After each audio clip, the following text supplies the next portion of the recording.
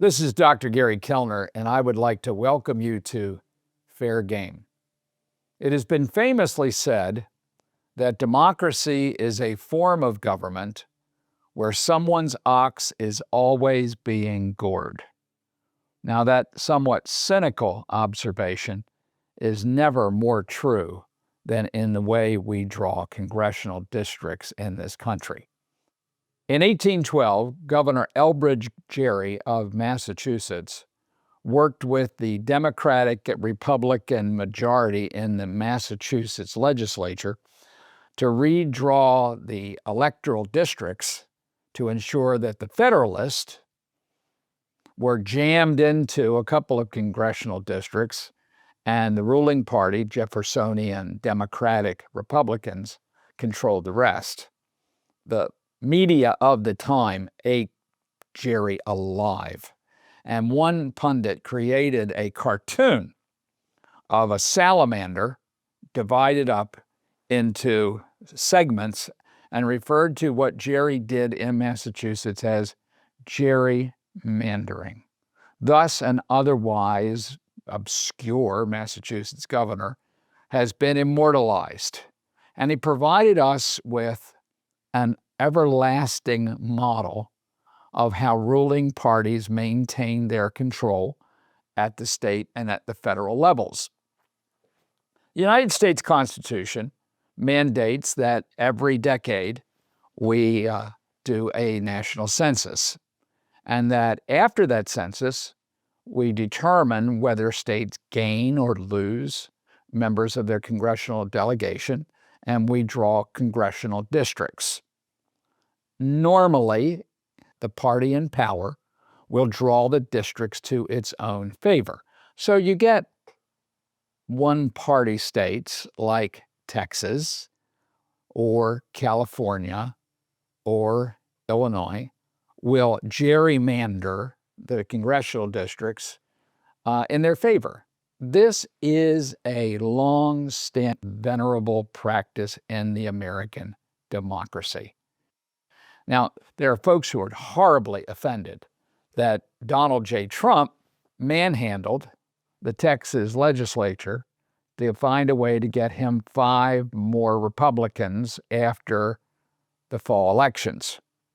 This was done on the premise that, like most parties in power, the president's party is going to lose a minimum of 15 votes, and sometimes it may lose as many as 40, 50, or even 60.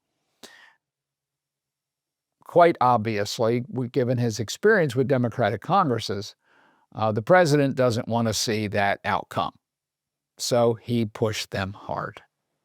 And as we know from nature, every action has a reaction. So the Democratic governor of California, a man of rather modest talent and a very mixed record as a governor, responded by calling the California legislature into session to make sure that they get 5 Democratic seats to offset the 5-seat gain in Texas. Folks on both sides of the aisle have cried foul. But there's just something you have to understand about our way of doing government. It has always been designed to favor the people who have the power. In colonial Virginia, with the first representative government on this continent, the venerable House of Burgesses made sure that the power in that colony was held by the landowners in Tidewater, Virginia, despite the fact county to the west began to grow in population and in economic importance. In the 3 decades before the Revolution, they were terribly underrepresented in Williamsburg. And they cried foul. And the Burgesses in those earlier counties had a tight hold on the government. It is a pattern. Mr. Jefferson famously said in perhaps the most quoted sentence in the English language, "We hold these truths to be self-evident, that all men are created equal and are endowed by their Creator with certain inalienable rights. Among these, life, liberty, and the pursuit of happiness.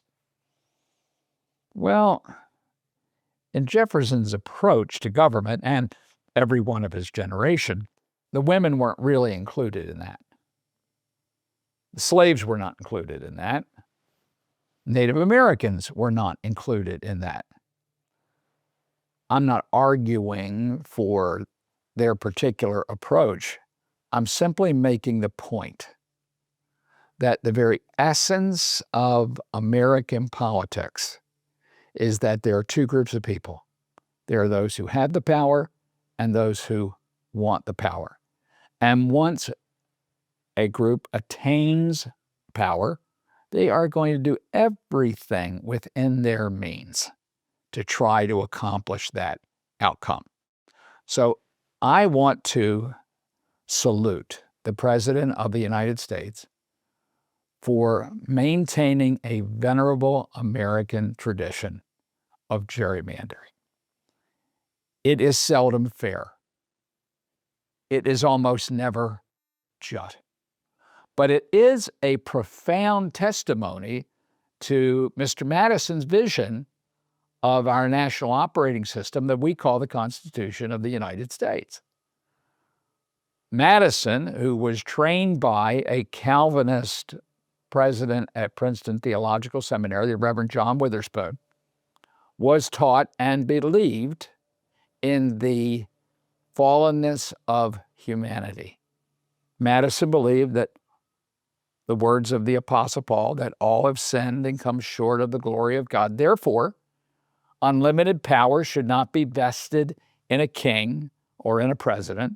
It should not be vested in a parliament. It should not be vested in the courts. He believed in a separation of powers because he believed, friends and neighbors, in human cussedness. And I think in the interest of fairness, we need to say that politicians routinely practice it.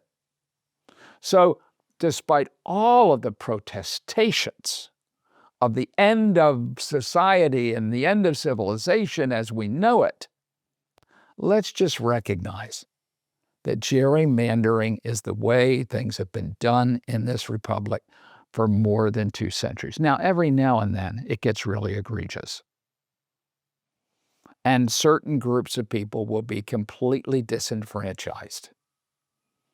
When that happens, you may end up with a piece of legislation like the Voting Rights Act of 1965 that gives the federal government the right to oversee elections in places where there has been a history of excluding significant numbers of people.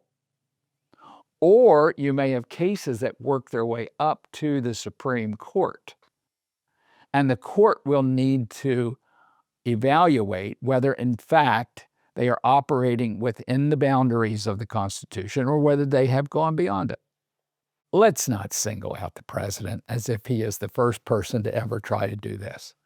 Let's remember that so revered an icon of the Democratic Party in America as Franklin Roosevelt, of the blessed memory, also tried to pack the Supreme Court. Politics is practical business, and it is a business that is operated by fallen human beings. They are going to try to get as much power as they can get, which is why our system of the separation of powers, our system of checks and balances is so very important. This is Dr. Gary Kellner, and this is Fair Game. Thank you for joining us today.